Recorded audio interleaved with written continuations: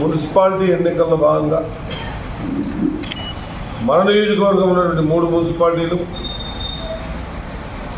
మరీ ముఖ్యంగా Makthal head quarter అనేటువంటి మక్తల్ మున్సిపాలిటీ, లేదా నేను నాగర్కర్నూలు పార్లమెంట్లో ఉన్నటువంటి అన్ని నియోజకవర్గ మున్సిపాలిటీకి ఇన్ఛార్జ్ సందర్భంలో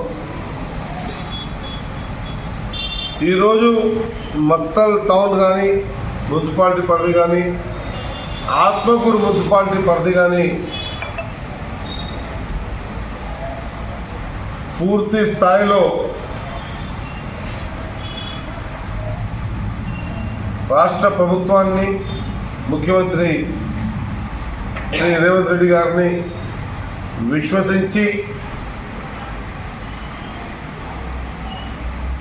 రెండు కూడా కాంగ్రెస్ పార్టీ కైవసం చేసుకోవడం ఒకటే కాకుండా ఈ క్షణం నుంచి మా బాధ్యత కూడా పెరిగింది. అందుకే నేను చెప్పిన మా గెలిచినటువంటి అభ్యర్థులందరికీ కూడా ఎక్కడ కూడా సంబరాలు చేసుకోరాదు.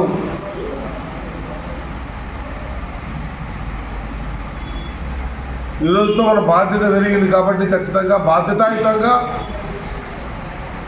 మన మున్సిపాలిటీలో ఉన్నటువంటి వార్డులలో ఉన్న సమస్యల పట్ల పూర్తి అవగాహనతో కలిగి ఉండి మీరు ఏ ఏ మాటలైతే వార్డులలో చెప్పారో అవన్నీ కూడా తూచా తప్పకుండా చేసి ప్రభుత్వానికి, ముఖ్యమంత్రి గారికి, పార్టీకి పేరు తీసుకురావాల్సిందిగా సూచన చేయడం జరిగింది. మక్తల్లో అయితే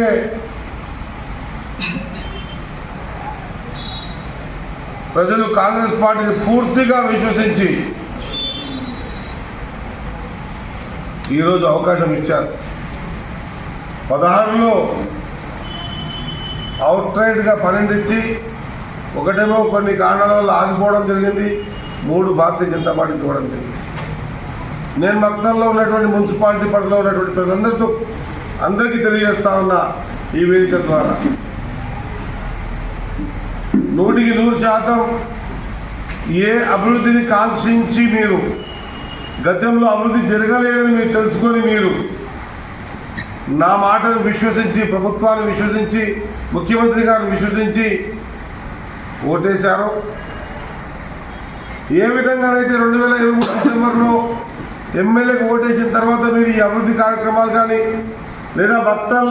వచ్చినటువంటి ఐడెంటిఫికేషన్ కానీ, మక్తల్ గుర్తింపు కానీ ఏ విధంగా అయితే ఈ రాష్ట్రంలో మక్తల్ ఒక తారాస్థాయికి చేరుకున్నదో